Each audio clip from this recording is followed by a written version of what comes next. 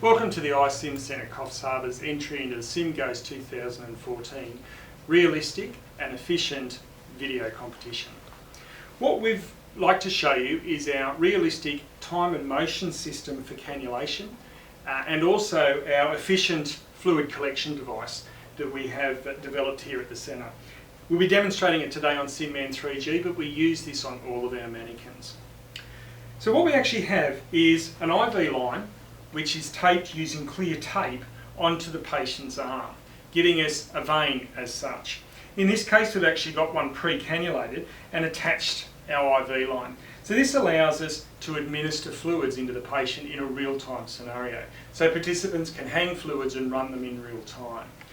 What actually happens with the fluid is it flows back through the tube to a collection device. In this case, it's about a 5 to 10 litre container that we've got. And it's connected to a chook's foot or a multi-point entry.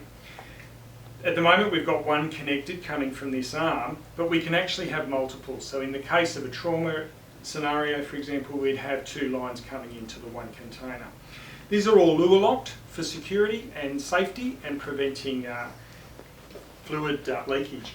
It then comes down to a lidded container, as you can see here, where we have another lure lock device attached through the lid. And we've also improvised and put in a valve to allow the air to release, which improves the flow of fluid.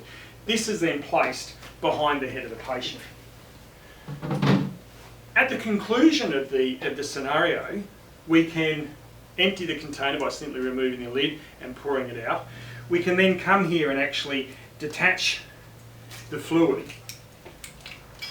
remove this device by simply peeling it off the patient,